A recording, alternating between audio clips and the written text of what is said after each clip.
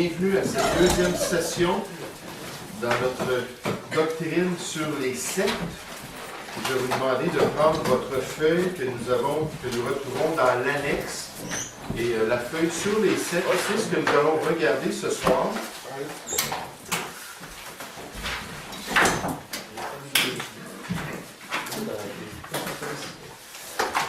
Et le titre de la feuille, c'est « Qu'est-ce qu'une secte ?» Qu'est-ce qu'une secte? C'est très important en tant que chrétien de comprendre bibliquement ce qu'est une secte. Parce que dans le monde, on nous offre une définition qui n'est pas du tout en accord avec la parole de Dieu. Par exemple, l'humaniste va dire qu'une secte, c'est tout groupe religieux marginal qui s'éloigne des standards sociaux ou des sentiments de l'être humain dans la société moderne. Donc, si on veut croire en Dieu, puis vivre selon la parole de Dieu, puis se donner au Seigneur, puis pratiquer concrètement les Écritures, puis voir les choses d'une manière qui ne sont pas populaires dans la société, on fait partie d'une secte. On a déjà vu que, par exemple, l'Église catholique va donner une définition d'une secte. Une secte, c'est tout groupe qui s'est détourné de l'Église mère, qui s'est détourné des dogmes officiels de l'Église catholique romaine. J'aimerais vous dire, ici au Québec, beaucoup de Québécois, surtout 45 ans et plus âgés, voient les groupes évangéliques comme étant des groupes sectaires. Hein, on va leur dire, je vais dans une église baptiste, une église pentecôtiste, une église des frères. Aïe, aïe, aïe, t'es dans une secte. Puis là, ils veulent t'aider à sortir de là, tu t'es fait attraper. Parce que pour eux, la norme, ce n'est pas du tout les milieux protestants ou évangéliques. La norme, ce n'est pas du tout la parole de Dieu. C'est qu'est-ce que l'Église catholique a toujours enseigné. Puis on a été sous une Église d'État. Quand tu naissais québécois dans notre histoire, tu naissais catholique. Et contrairement à d'autres sociétés, par exemple, le Canada anglais, ils avaient une pluralité dans leur religion dite chrétienne. C'était normal de voir une Église méthodiste. C'était normal de voir une église presbytérienne, de voir une église baptiste, bien sûr, et dire, il faut juste trouver l'église qui te convient. Puis pour eux, ce n'était pas des sectes, ces églises-là. Parce qu'ils avaient une conception de la religion qui était beaucoup plus large, puis beaucoup plus tolérante qu'une église comme, pas une église, pas un État, une province comme le Québec, qui a été sous une église d'État.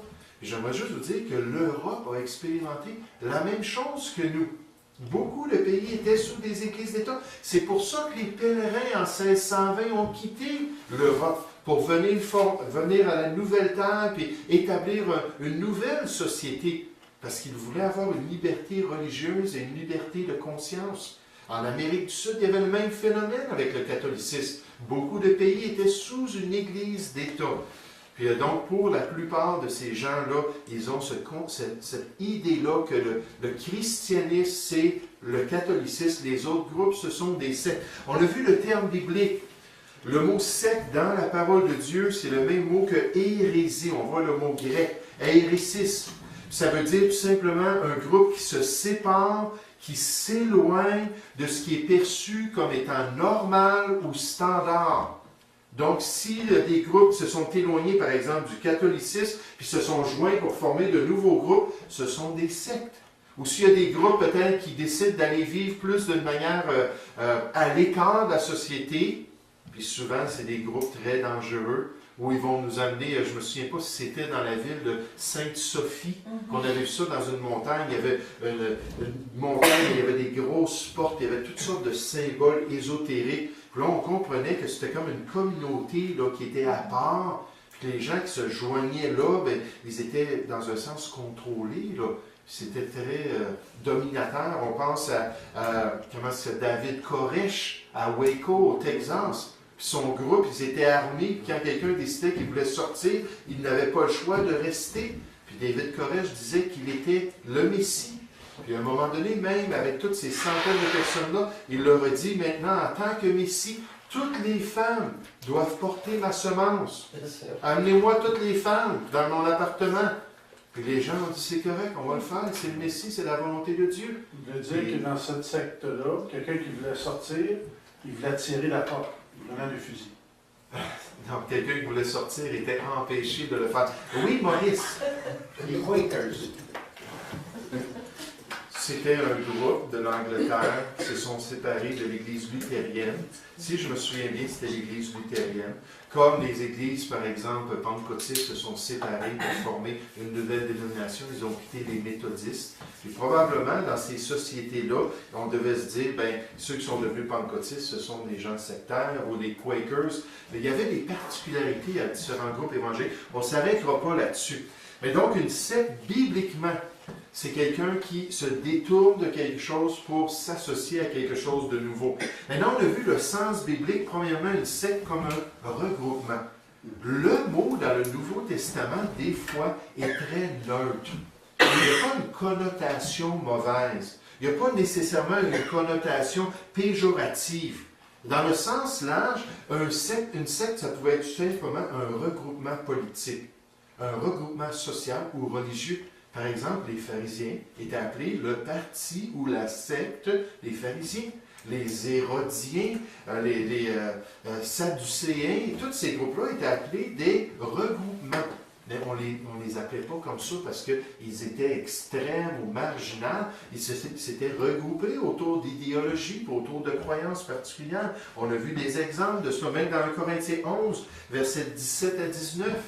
On a vu que Paul a dit qu'il fallait qu'il y ait des sectes dans l'Église de Dieu. Mais là, il ne parlait pas d'une manière négative. Il disait tout simplement qu'il allait avoir des croyances, qu'il allait regrouper un peu les croyants ensemble. Moi, je pense encore à cette question-là du calvinisme. Vous savez, dans les baptistes, il y a toujours eu une polarisation des croyants autour de la position arménienne ou calviniste. Puis moi, je crois qu'il y a une autre position qui est bibliciste, qui prend des éléments des deux. Mais cette question-là de l'élection, cette question-là de la prédestination, de la manière qu'on voit l'œuvre de Dieu. Mais ce qui est important dans la parole de Dieu, c'est de garder de l'unité malgré notre diversité. Puis Paul, il ne disait pas c'est mauvais ces sectes-là, mais là, il dit, par contre, il y a des divisions. Là, ça se développe dans un cheval de bataille, ces croyances-là, puis ça fait des divisions, puis on perd l'unité, puis on perd l'amour qu'on devrait avoir les uns pour les autres. Puis au lieu de marcher selon la volonté de Dieu, bien là, on fait des divisions dans l'œuvre de Dieu. Mais donc, même là, le mot secte dans 1 Corinthiens 11 n'est pas nécessairement négatif si les gens sont capables de se respecter. On a parlé de Romains 14. De ne pas juger son frère, puis de ne pas mépriser son frère s'il est différent. Ça prend de la maturité, frères et sœurs. Nous sommes tous différents. Nous allons tous avoir des particularités dans nos croyances. Il faut qu'on se regroupe autour des grands thèmes de la parole de Dieu. J'aime tellement Éphésiens, chapitre 4, verset 1 jusqu'au verset 5, où l'apôtre Paul nous parle de marcher en unité et avec humilité. Là, il dit, il y a un seul corps et un seul esprit. On l'a tous en tant que chrétiens. Il y a une seule espérance. Il y a un seul Père, un seul Seigneur. Là, il nous parle de choses qui devraient nous unir ensemble.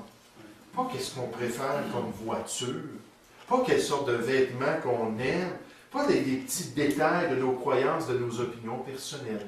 On devrait développer de l'unité.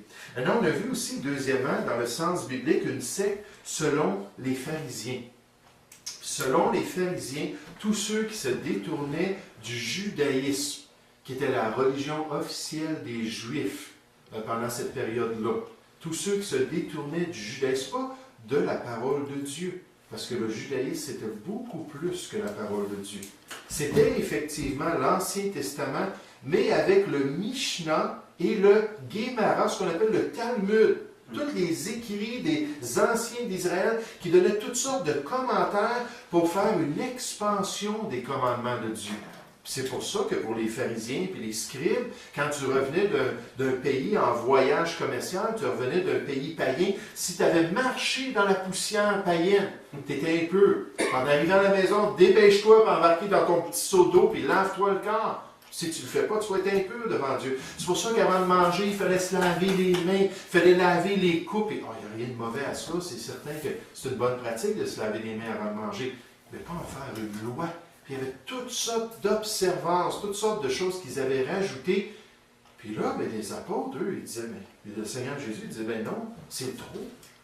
Est-ce qu'on n'a pas le droit de faire du bien pendant le sabbat? Le sabbat a été créé pour l'homme et non pas l'homme pour le sabbat, de sorte que le Fils de l'homme est maître du sabbat. Puis Jésus dit, quand mes disciples sont en train de mourir de faim, ça ne me dérange pas qu'ils arrivent dans un champ et qu'ils prennent un petit peu des épis là, pour pouvoir manger le grain, puis ainsi de suite. Il dit, voyons donc. Puis ça, c'était toutes des lois qui avaient été rajoutées même au sabbat. Pour que les gens, là, Jésus a dit dans Matthieu 23, verset 4, qu'il liait des fardeaux pesants sur les chrétiens.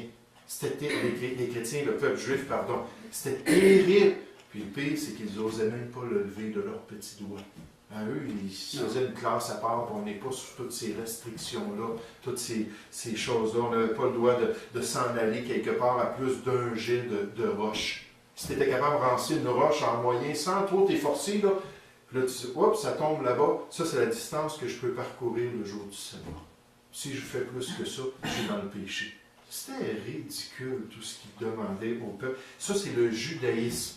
C'est la religion de l'homme et des anciens d'Israël qui annulait, d'après Matthieu chapitre 15, le commandement de Dieu. Puis qui vraiment trafiquait les vérités bibliques. Donc, les apôtres ne pouvaient pas suivre ces choses-là. Revenez dans Actes chapitre 24, où on nous parle de cette confrontation entre Paul et les dirigeants du judaïsme et du Sanhédrin. Actes chapitre 24.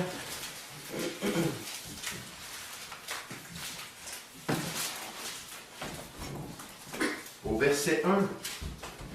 5 jours après arriva le souverain sacrificateur Ananias avec des anciens et un orateur nommé Tertulle. Ils portèrent plainte au gouverneur contre Paul.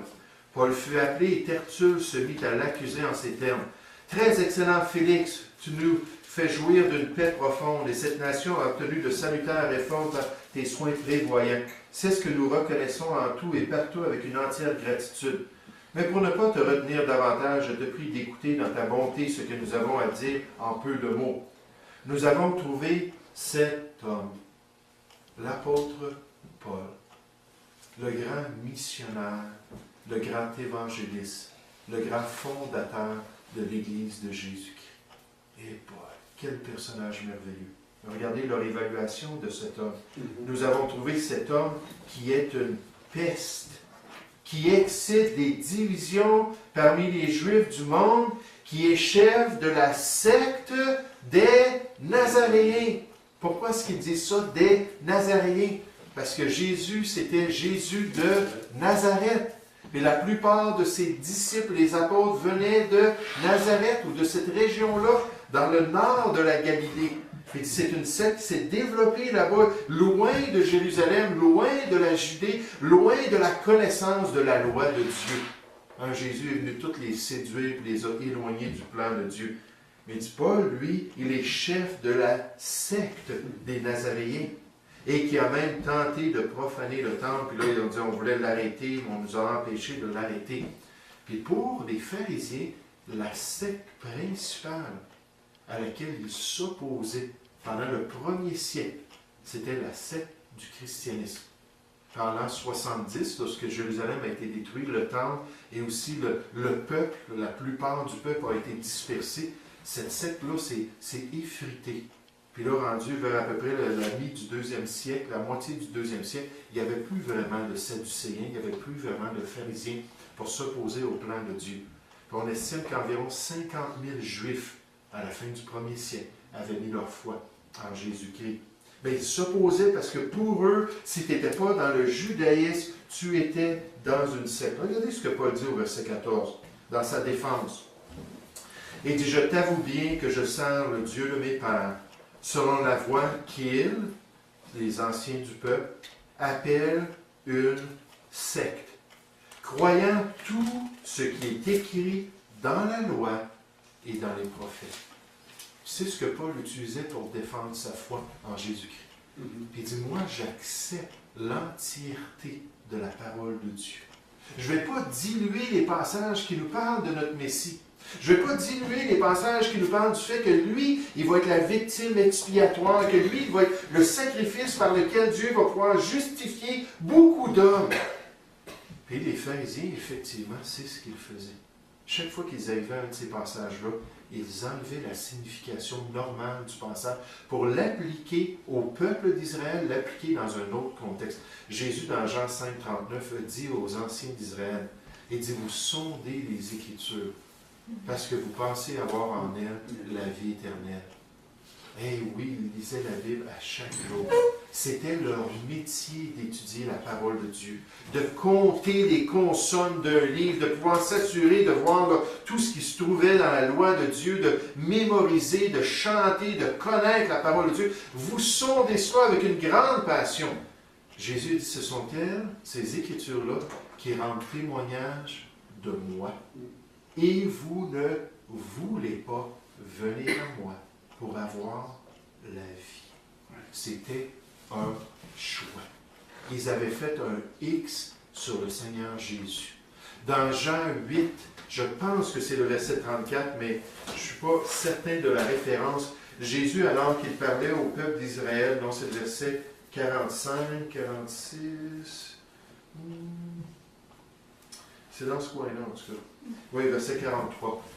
Et il dit au peuple d'Israël, aux anciens, il est en train de parler avec les anciens du peuple, avec les pharisiens, et ainsi de suite. Il dit, pourquoi ne comprenez-vous pas mon langage? Le message que je suis en train de vous donner. Il dit, parce que vous ne pouvez écouter mes paroles. Ils avaient déjà déterminé que Jésus était vraiment un faux prophète. Puis tout ce qu'il disait, c'était l'erreur pour séduire les gens. Vous vous souvenez, dans Jean 9, cet aveugle-là qui a été guéri. Puis là, il lui demandait, qu'est-ce qui est arrivé? Explique-nous. Puis il dit, il m'a mis de la boue sur les yeux, il a craché à terre, il m'a mis de la boue sur les yeux, puis là j'ai été capable de voir. Il avait été aveugle toute sa vie. Puis là, il a même fait venir ses parents. Ses parents ont dit, on le reconnaît, c'est bien lui. Mais comment il a été guéri? Non, il ne fallait pas qu'ils disent que c'est Jésus qui l'avait guéri. Il allait être exclu de la synagogue qui était dans le centre du peuple juif, et de leur vie sociale, puis ainsi de suite. Fait que finalement, il ne voulait pas s'en mêler.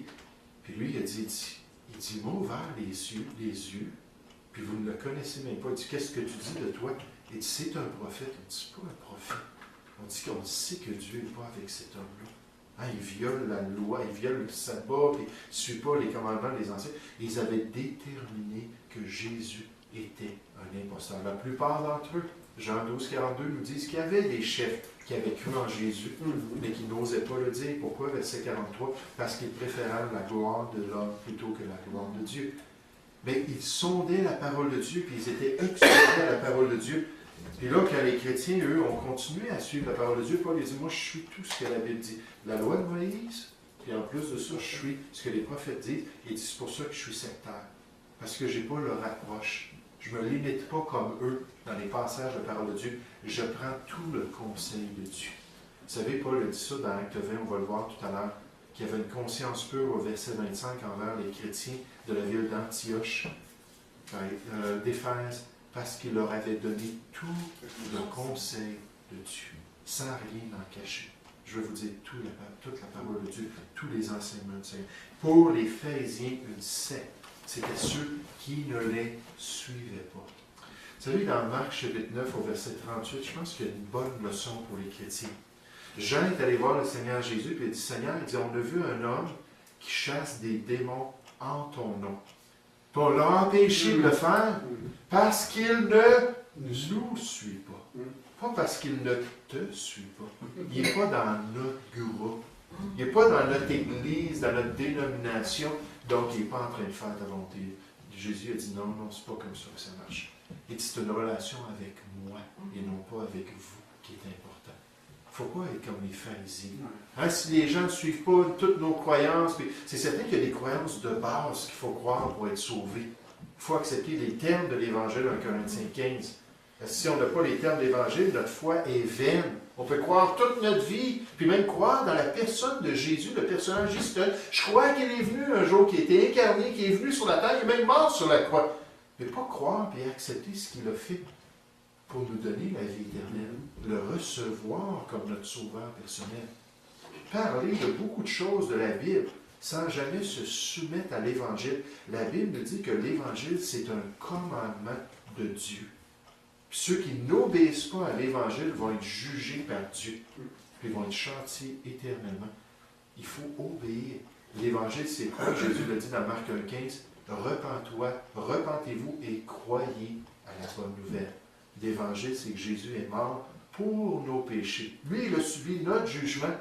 Il était enseveli, il est ressuscité des morts. Dieu a accepté son sacrifice. Maintenant, il nous offre la vie éternelle comme un cadeau gratuit. On ne peut rien faire. On ne peut pas le gagner.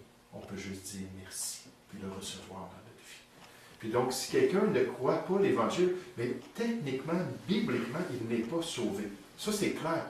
Mais si quelqu'un n'a pas les particularités de notre groupe, les particularités de nos croyances, ça ne veut pas dire qu'il ne vit pas pour le Seigneur, qu'il n'aime pas Dieu. Ah, quelle honte quand il y a des pasteurs qui disent ça. Si vous n'êtes pas baptiste, vous n'irez même pas dans le royaume de Dieu. Quelle honte! Mais c'est pas ça la base. C'est pas une dénomination, un regroupement. Parce qu'il ne nous suit pas. Non, non, non, non. Qu'il te suive, toi, Seigneur. C'est ça qui est important. Oui, Maurice. Donc, l'exemple que vous donnez, ils ne nous suivent parce qu'ils ne nous suivent pas. Jésus n'était pas contre. Il y a un exemple de ça dans l'Ancien Testament. Eldad et Médad, qui sont allés prophétiser dans le camp alors qu'ils étaient commandés d'aller au temple. Et puis, Josué est venu rapporter ça à Moïse. Il a dit, Eldad et Médad ne suivent pas la loi. Ils sont en train de prophétiser dans le camp, alors que, tu sais, on est comme ici. Là, je ne suis pas là, en québécois. Là. Moïse, il dit, tu jaloux pour moi? Il dit, plaise à Dieu qu'ils fussent tous ainsi. Oui, que son esprit oui, soit ben oui, ben oui. Je trouve ça bon, ce passage-là. Vous, ça va. Hein? Dans Nombre 11. Oui, dans Nombre 11, le verset 26. Oui, c'est ça, exactement. Puis, parce que c'est beau, Moïse avait été choisi par le Seigneur, mais Moïse n'était pas le seul à pouvoir servir le Seigneur et diriger le peuple. Puis d'ailleurs, c'est lui qui a demandé que l'Esprit de Dieu puisse être distribué pour alléger sa charge. C'est là que le concept du Sanhédrin s'est développé, lorsque ces 70 hommes-là ont reçu de l'Esprit pour l'aider à diriger le peuple de Dieu. Puis plus tard, la tradition a rajouté 2 autres personnes pour dire 72, 6 de chacune des tribus d'Israël. Ça, c'était le grand Sanhédrin qui avait 72. Les petits Sanhédrins locaux avaient 24 membres. Et c'était ce concept-là qu'effectivement, Dieu peut utiliser plusieurs personnes pour diriger son peuple. Je suis allé jusqu'à penser que Eldad et Médad, c'était les deux qui étaient au mur des lamentations, là, les deux gardiens, là, ceux qui vont mourir un jour. Là. Ah, dans l'Apocalypse. Oui. Mais ça, c'est un autre sujet. Il y en a 2 qui n'ont pas expérimenté la mort dans l'Ancien Testament, puis beaucoup croient que ça va être eux qui vont revenir pour goûter au sauveur de la mort. Donc ça, c'est selon les pharisiens. Maintenant, selon Paul, ou selon les Écritures, selon les croyances bibliques, qu'est-ce que c'est qu'une secte? Tournez dans Galates chapitre 5 pour voir la définition biblique d'une secte dans le sens péjoratif, négatif, dans le sens qui est mal aux yeux de Dieu. Galates chapitre 5 au verset 19. Et le dimanche matin, on étudie justement le fruit de l'esprit, qu'on est en train de regarder les indicateurs spirituels. Et dans Galates chapitre 5, on nous parle des choses qui sont contraires à la volonté de Dieu. L'Esprit de Dieu dans notre cœur et notre vieille nature, notre chair, ont des désirs qui sont contraires. Puis il lutte pour avoir le contrôle de notre cœur. Il lutte pour pouvoir se manifester concrètement dans notre vie. Puis dans ce combat-là, on voit que les fruits de la chair ou les œuvres de la chair sont évidents. Verset 19. Galates chapitre 5, au verset 19. On a dit, or, les œuvres de la chair sont évidentes. Le mot veut dire apparent. Quelque chose qu'on ne peut pas manquer, quelque chose qui est clair, quelque chose qui ressort. Ce sont la débauche, l'impureté, le dérèglement, l'idolâtrie, la magie, les rivalités, les querelles, les jalousies, les animosités, les disputes, les divisions, les sectes.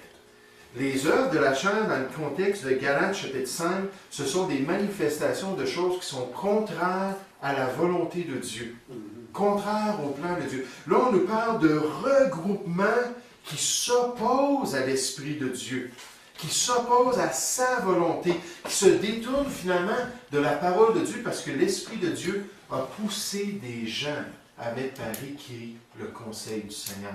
à mettre par écrit la parole de Dieu. C'est pour ça qu'on dit toute écriture est inspirée. Theopneustos. Théo, ça vient de théos, Dieu. Pneustos, ça veut dire le souffle ou l'esprit. Ça a été soufflé même par l'Esprit de Dieu dans le cœur des prophètes pour qu'ils nous donnent toute la parole de Dieu, tout le concept, toute la vérité du Seigneur. Mais ici, Paul nous parle de la secte qui est contraire à la volonté de Dieu. De cette idée-là de ne pas se soumettre à l'Esprit de Dieu. De ne pas se soumettre au livre qu'il nous a donné, au manuel de vie. De peut-être l'utiliser, de peut-être en parler comme les pharisiens. Mais finalement, de ne pas l'accepter comme l'autorité finale. Puis d'imposer à la parole de Dieu nos propres idées, nos propres théologies. C'est pour ça qu'on va voir des groupes qui ont ce qu'on appelle des lunettes théologiques. Qu'est-ce que ça veut dire? C'est que quand ils lisent la Bible, ils arrivent avec toutes sortes d'idées préconçues. Soit qui ont été enseignées par leurs prophètes, leurs présidents, l'organisation comme telle. Là, ils étudient la Bible avec ces lunettes-là, puis ils font de l'exégèse. L'exégèse, c'est-à-dire insérer dans la Bible nos croyances. Les forcer. La Bible nous dit dans 2 Pierre 3,16 qu'ils vont tordre le sens des Écritures. Tordre, le mot, ça veut dire mutiller. C'était littéralement ce qu'on faisait dans un donjon, un tortionnaire qui démembrait une personne. Là, ils arrivent à la Bible, puis ils imposent leurs croyances, puis ils tordent ce que la Bible veut vraiment dire, le sens de la parole de Dieu. Puis ils imposent aux Écritures ce qu'eux désirent. Plutôt que faire de l'exégèse. L'exégèse, c'est-à-dire faire sortir les vérités de la parole pour les imposer dans ma vie. Comme Paul le dit dans Acte 9, « Seigneur, que veux-tu que je fasse? » Ah, moi, je me soumets à ta parole. Moi, je vais développer mes croyances et mes doctrines selon ce que toi, tu nous as révélé. Un jour, mon pasteur Plante, a dit, il y a 2 façons de lire la Bible. Il dit, il y a des gens qui lisent la Bible comme ça, puis il y a des gens qui lisent la Bible comme ça. J'ai dit, OK, j'ai dit, c'est dur pour le coup un peu. J'ai dit, qu'est-ce que tu veux dire? Il dit, il y a des gens qui lisent la Bible, c'est symbolique. Comme source d'autorité, ils lisent la Bible, puis c'est eux l'autorité sur la Bible. C'est eux qui décident. C'est eux qui vont imposer la Bible, ce que la Bible a à dire. Il y a d'autres personnes qui, eux, sont en dessous de l'autorité de la Bible. Puis ils se mettent au pied de la Bible pour voir ce qu'elle désire, puis se soumettent à l'enseignement biblique. Ça, c'est l'idée, c'est l'image, effectivement, une belle image du fait qu'il faut s'attacher à la parole. Il faut se soumettre aux Écritures. Il faut observer ses instructions et pratiquer ses commandements. Regardez ce que Paul a dit, je l'ai mentionné tout à l'heure dans Acte 20, pendant son ministère. Et c'est là qu'on va voir dans un instant qu'une secte, bibliquement, ce sont des gens qui ne se soumettent pas à la parole de Dieu. Ce sont des gens qui, au contraire, acceptent leur propre autorité, qui sont prêts à être les juges de la Bible au lieu des observateurs de la Bible. Et qu'en le faisant dans leur regroupement, puis dans leur influence sur la société, ils amènent les gens à se détourner des Écritures. On va voir des exemples de cela. C'est là qu'on va voir les dangers des sectes. Surtout les sectes qui se disent bibliques, ou les sectes qui se disent chrétiens, puis qui ont une belle apparence, qui séduisent le cœur des simples, la Bible nous dit. Des simples parmi le peuple de Dieu. Des gens qui n'ont pas l'expérience de la parole, qui ne connaissent pas les enseignements des Écritures. Ah, t'aimes la Bible? Eh bien oui, nous, on aime la Bible. Viens avec nous, puis on va t'enseigner la Bible. Mais dans le fond, dans leur croyance et leur doctrine, ils ne se soumettent pas à ce que la Bible dit.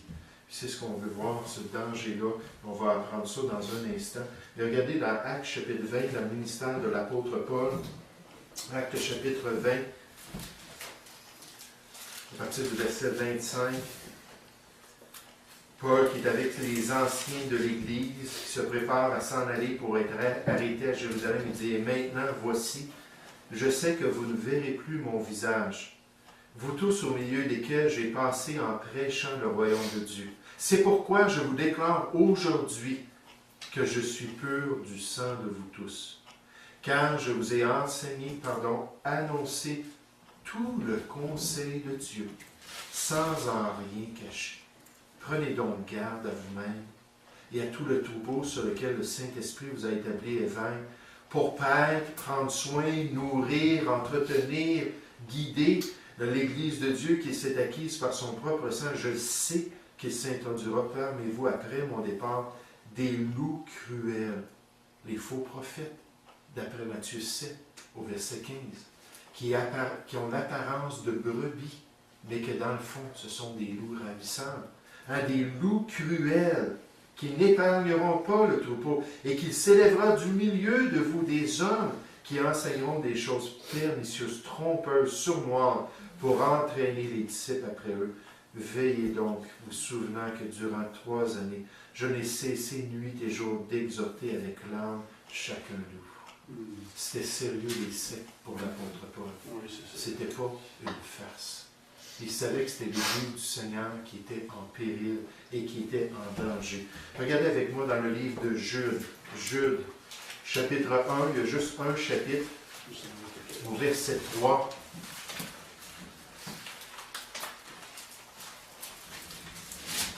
Vous savez, c'est pour ça que c'est important pour l'Église d'apprendre les doctrines des Écritures. Dans les milieux évangéliques, des fois, le concept d'une doctrine, c'est devenu presque un mot tabou. On voit ça juste avant le livre de l'Apocalypse, un petit livre qui s'appelle Jude, mais on voit ça, la doctrine, comme un élément qui divise les chrétiens, un élément qui développe des pharisiens au milieu de nous. On sait mal la doctrine. J'aimerais vous dire, le mot doctrine, ça veut dire enseignement. Le docteur, il a donné les uns comme docteur, ça veut dire un enseignant. Et la Bible nous dit qu'il faut rester dans la saine doctrine et la bonne doctrine. Tout simplement dire, rester attaché aux Écritures, telles qu'elle a été enseignée. Titre 1.9, ça nous dit que c'est un critère pour le pasteur, qu'il soit attaché à la saine doctrine telle qu'elle a été enseignée, afin d'être capable d'exhorter selon la saine doctrine et de réfuter les contradicteurs nécessairement. Mais l'importance de connaître la Bible, d'être fondé dans la Bible, pas pour être orgueilleux, pas pour mépriser les autres groupes, c'est pas ça la question. Chacun de nous, on va rendre compte à Dieu pour nous-mêmes. Puis on a un respect pour les autres églises, puis les autres croyances, les autres pratiques. Mais de dire, moi, je vais rendre compte devant Dieu pour ce que j'ai cru, pour ce que j'ai pratiqué. Puis en tant que pasteur, la Bible dit que ceux qui enseignent le troupeau de Dieu vont être jugés plus sévèrement. 2 Thessaloniciens 2.15, c'est le verset des instituts bibliques. Ça dit, efforce-toi, Timothée, en tant que pasteur, à te présenter devant Dieu comme un homme éprouvé, un ouvrier qui n'a point à rougir, qui dispense, qui coupe droitement la parole de la vérité. Le mot dispenser, ça veut dire tirer une ligne. Quand on voulait trouver là, les dimensions de notre champ, on tirait une ligne. Vous savez, si vous avez travaillé moindrement dans construire quelque chose, on tire une ligne pour dire, bon, ici, ça passe là, ensuite, ça passe là. On tirait des lignes pour s'assurer que les choses étaient au niveau, qui étaient à l'équerre. Et là, bibliquement, on peut faire les choses tout croche, ça n'a pas d'importance. Les valeurs, les croyances des chrétiens, même si c'est tout croche, pas grave, ça n'a pas besoin d'être systématique, ça n'a pas besoin d'être en accord avec la volonté de Dieu. La théologie, c'est ça l'objectif. Séparer chaque doctrine, la doctrine de Dieu, la doctrine de l'homme, la doctrine du péché, la doctrine de l'avenir, la doctrine, toutes les choses pour qu'on voit tout ce que la parole de Dieu dit sur des doctrines, pour pouvoir être certain d'être bien affermi dans la parole de Dieu. Mais pour moi, c'est quelque chose de très important. Regardez Jude au verset 3. Jude dit, bien-aimé, alors que je désirais vivement vous écrire au sujet de notre salut commun, sa motivation, c'était de parler du salut. Quelque chose de base dans la vie chrétienne, mais ça l'excitait encore, le salut. Il dit, je me suis senti, alors que je voulais parler de ce sujet-là, je me suis senti obligé de vous envoyer cette lettre pour vous exhorter à combattre pour la foi qui a été transmise aux saints, aux croyants, une fois pour toutes. Et j'allais écrire, là, puis j'avais tellement hâte de vous partager comment j'ai été sauvé, puis vous demander de me réécrire pour me parler de votre salut. Et tout à coup, il dit, l'Esprit de Dieu me poussait, puis me dit, il y a un sujet plus important en ce moment. Il y a une attaque sur la foi chrétienne. Puis il faut que tu les exhortes à se lever comme les soldats de Christ. Pour prendre les armes de la chair, pas du tout. On ne parle pas d'une inquisition ici, on ne parle pas d'une croisade contre les frères. Là. On parle de se lever avec la vérité. La Bible dit dans Éphésiens 4 de proclamer la vérité dans l'amour. Jésus a dit que ceux qui adorent Dieu doivent l'adorer en esprit et en vérité. Ça prend prend les deux.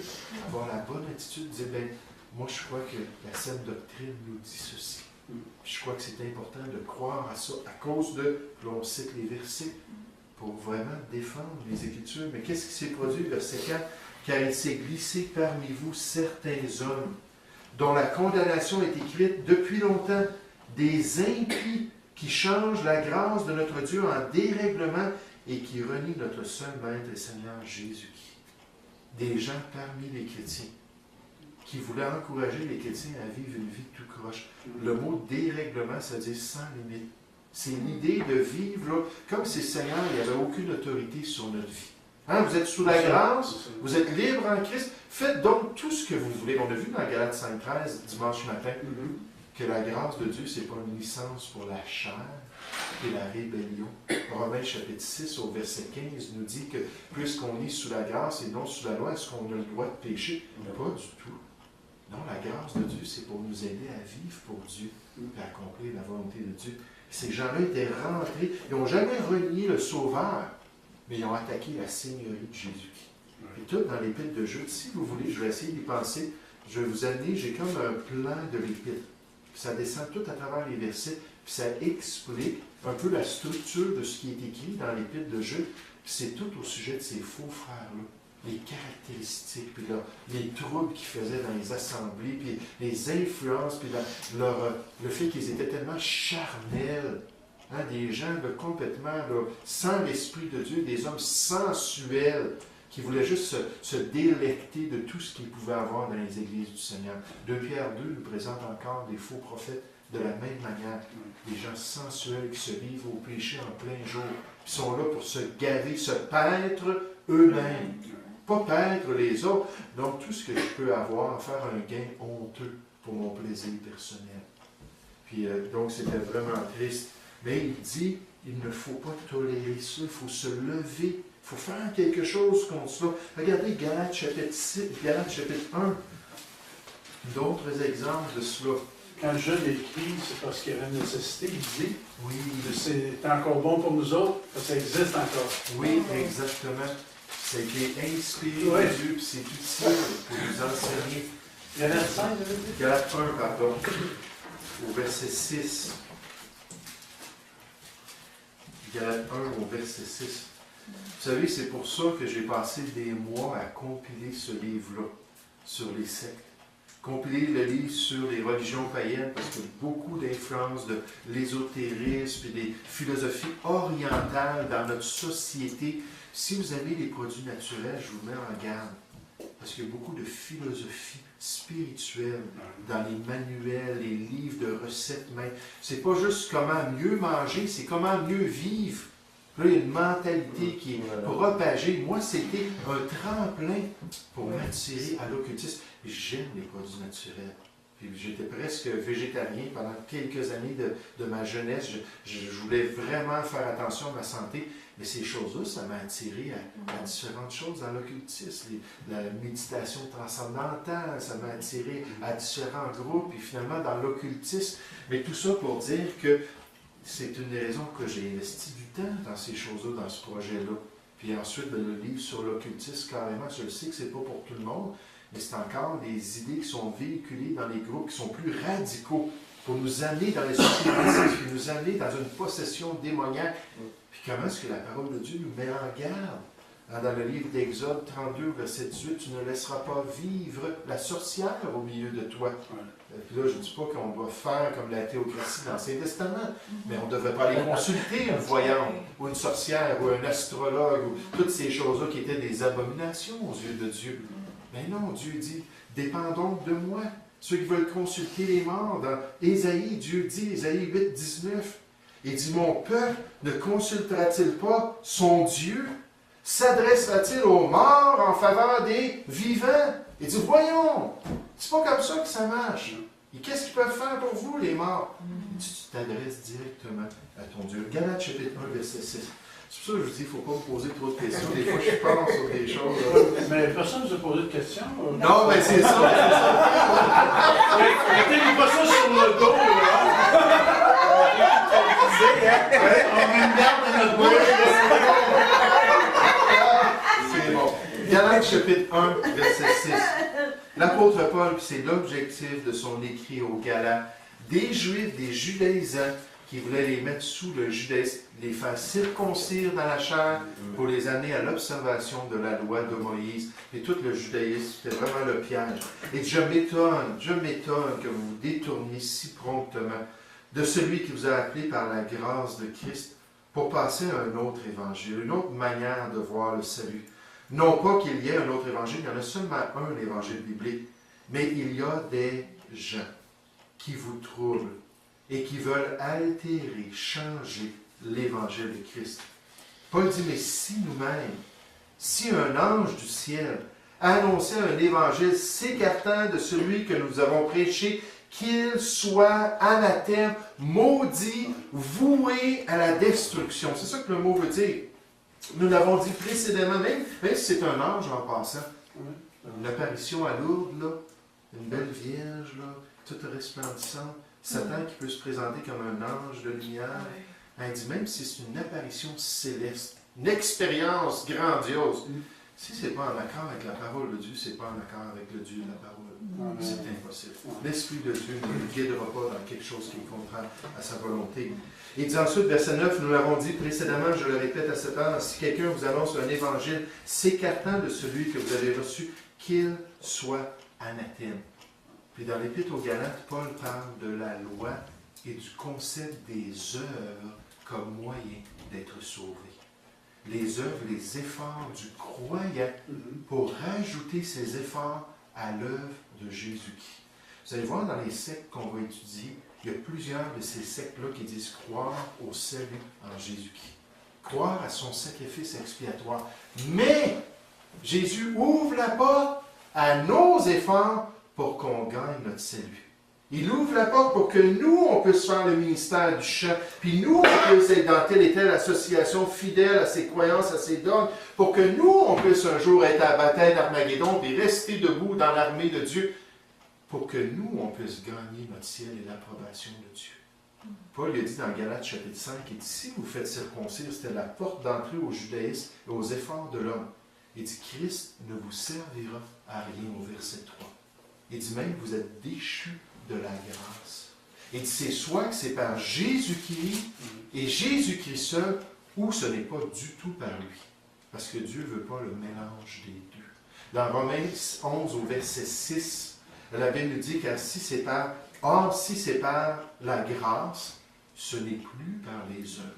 Autrement, la grâce n'est pas une grâce. Ça, c'est la définition de la grâce. C'est un don immérité, ça n'a rien à faire avec nos efforts. Et si c'est par les œuvres, le plan de Dieu, ce n'est plus une grâce. Parlez plus de la grâce. C'est un salaire que Dieu vous doit.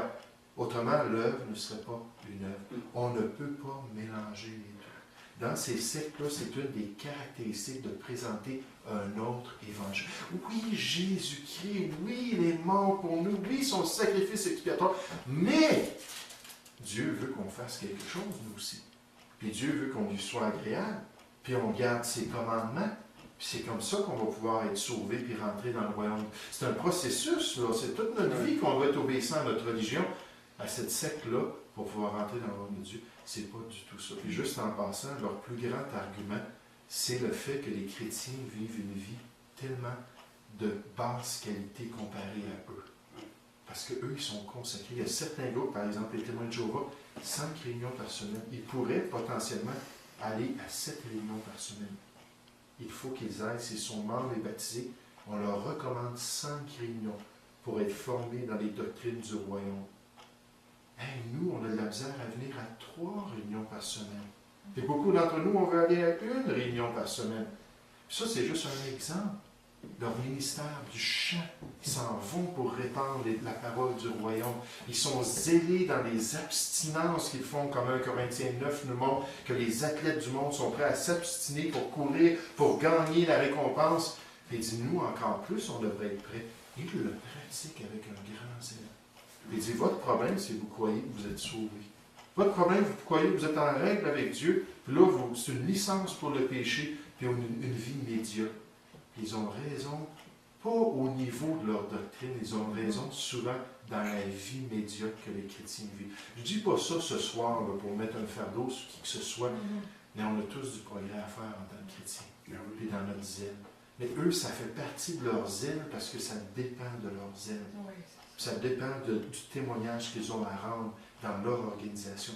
Et juste en passant, les témoins de Jéhovah, c'est un des groupes qui augmente de plus en plus. C'est une des sectes qui est en pleine expansion. On peut voir les salles du royaume presque dans toutes les grandes villes du Québec. Ils sont vraiment là, zélés. Puis, mais ils sont en train d'altérer, de changer la vérité même. Jésus a dit, tout est accompli, c'est fait, avant de rendre son âme. Puis maintenant, il le donne comme un cadeau gratuit. Puis une fois qu'on est sauvé, si on est vraiment sauvé, on a l'Esprit de Dieu à l'intérieur de nous, la semence de Dieu. Puis j'aimerais vous dire, Dieu veut se manifester. Puis il veut nous réveiller, puis il veut nous produire le zèle, puis il veut nous produire la hardiesse. Puis il ne nous manque rien en tant que chrétien. Parce que tout est là grâce à la parole de Dieu, puis à la nouveauté de vie qu'il a là. Si on ne l'empêche pas, si on n'attriste pas l'esprit, si on ne l'étouffe pas, si on lui donne libre cours, je vais me dire, les chrétiens, ça va être les gens les plus zélés sur cette terre pour accomplir la volonté du Seigneur. Oui, frère. C'est par rapport, quand vous dites en croissance, les témoins de Jéhovah, c'est ici au Québec plus ou bien c'est un effet... Non, en Amérique du Nord, en général, les statistiques que j'ai vues, là, puis il y en a quelques-unes dans nos notes, puis, mais c'est un des groupes, dans les groupes qu'on considère des sectes, pas des religions païennes, parce que vraiment au niveau de cette catégorie-là, c'est un des groupes qui a la plus grande expansion. Puis les témoins de Jéhovah, il faut comprendre une chose, c'est que c'est une grosse organisation financière aussi. Oui. Ils ont énormément de finances. Comme les Mormons, quand c'est le temps de partir un projet de bâtiment, même s'ils n'ont pas beaucoup de monde encore dans une ville, ils vont appeler, puis ils vont avoir les finances, puis ça va se bâtir, ils vont avoir des équipes qui vont descendre, et par centaines, là, ils vont monter des grands bâtiments à la gloire de leur Dieu, puis leur œuvre. Puis je me souviens juste sur la 40, dans le coin de Repentigny, ils ont construit en l'espace de quelques mois un bâtiment pour l'organisation qui valait des millions de dollars. C'est énorme. Je veux dire, on a tous vu les salles du royaume, mais je pense que la plupart d'entre nous, on n'a jamais vu une salle du royaume comme ça. Puis toute la main-d'œuvre était gratuite, parce que ce sont leurs membres, par centaines qui sont venus, puis grâce aux contracteurs qui faisaient partie de l'organisation, ils ont tout bâti ça avec les finances de l'organisation, puis ça s'est bâti là, de manière incroyable. Est-ce que c'est ça, Sainte-Hélène? Oui. Très souvent, ils sont à pleine capacité. Oui, effectivement. Ah, ils sont... C'est drôle à dire, mais il y a beaucoup de récoltes. Ils sèment énormément, puis ils ont beaucoup de récoltes. Puis une des raisons, c'est qu'il y a un vide spirituel parmi les Québécois.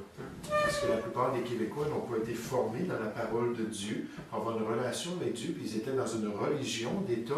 Puis quand cette religion-là a commencé à disparaître comme l'influence principale, dans les années 60, là, il y a toutes sortes d'autres religions, philosophies qui ont commencé à rentrer.